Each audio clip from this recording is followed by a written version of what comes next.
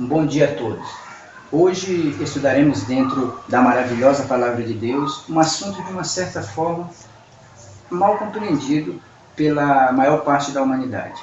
Estudaremos sobre a condição do homem na morte, ou seja, a imortalidade da alma. Sim, pois alguns entendem que ao morrer o bom vai para o céu, o mal para o inferno. Uns ainda vão para o purgatório para depois purificar os pecados e ir para o céu. Outros ainda dizem, quando o irmão morreu, partiu daqui, já está na glória.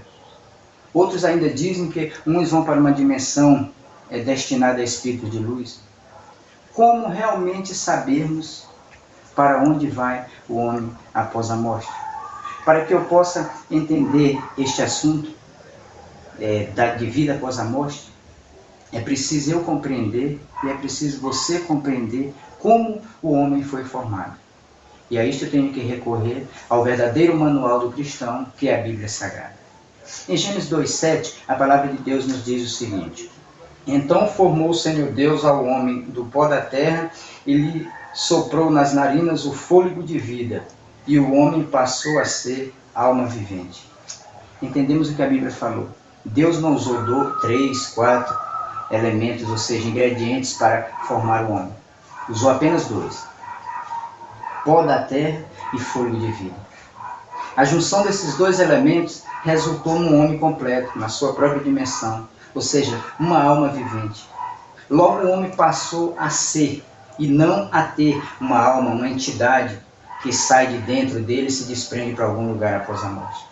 O homem passou a ser uma alma vivente, porque o homem é indivisível.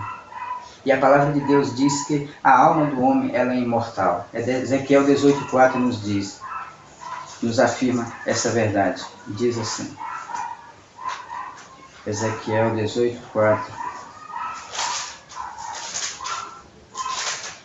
diz assim: Eis que todas as almas são minhas, como a alma do Pai, também a alma do Filho é minha. A alma que pecar, essa morrerá.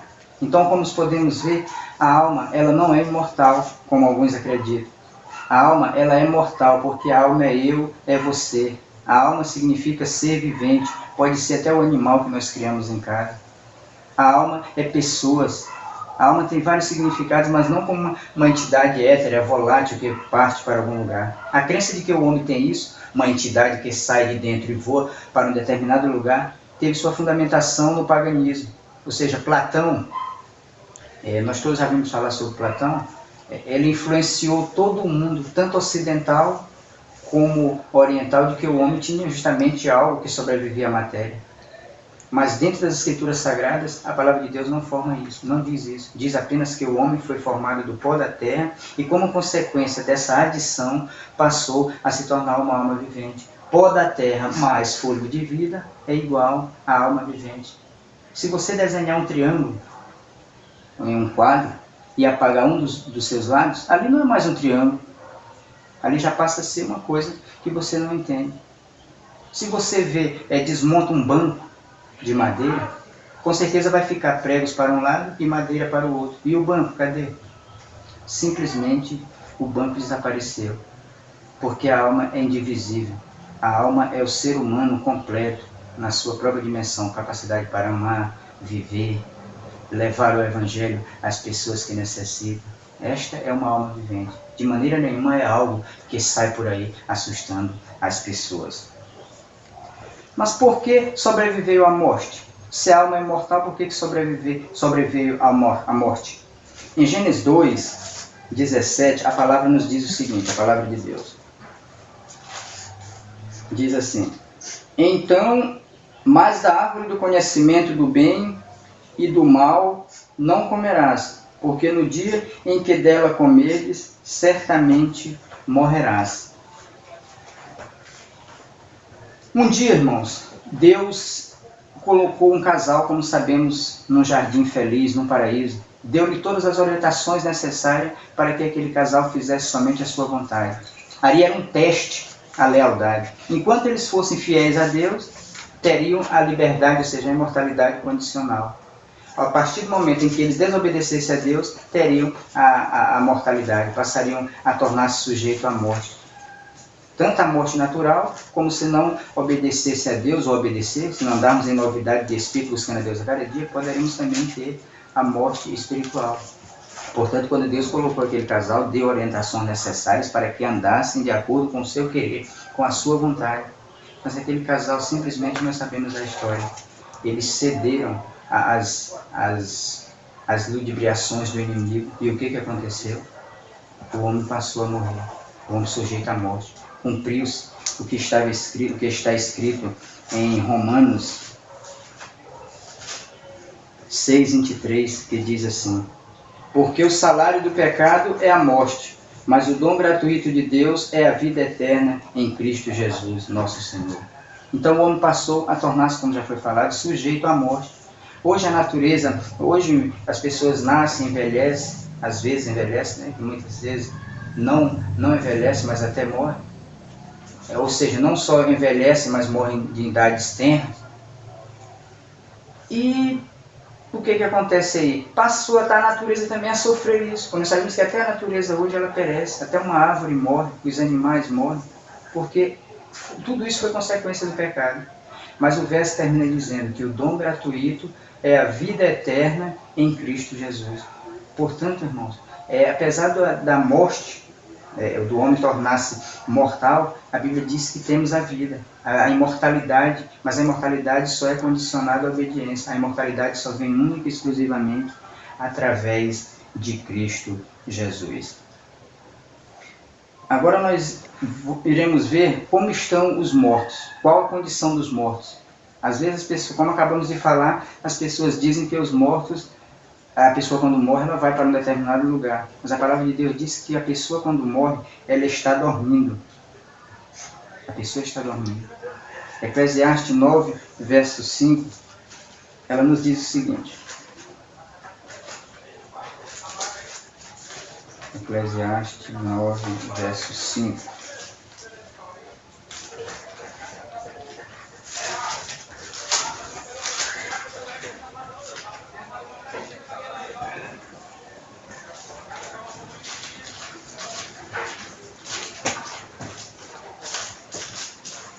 Porque os mortos sabem que hão de morrer, mas os vivos não sabem coisa alguma.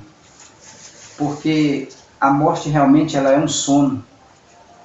Quando a pessoa desce ao pó, como já foi falado, ela dorme. Muitos servos de Deus morreram há 100, 200 anos, outros até mais. Quando Jesus vier, eles ressuscitarão para a vida. Mas o que acontece aí? Para eles foi como que aquilo fosse um breve momento. Então é importante entendermos que a condição do homem na morte é um sono, ou seja, a morte é a cessação da vida até a vinda de Jesus. Mas quando então obteremos a imortalidade? Quando então seremos imortais? Lá em 1 Coríntios 6,14, a palavra de Deus nos diz o seguinte, 1 Coríntios 6,14.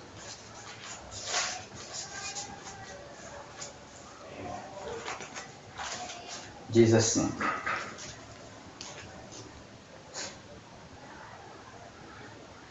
Deus ressuscitou o Senhor e também nos ressuscitará a nós pelo seu poder.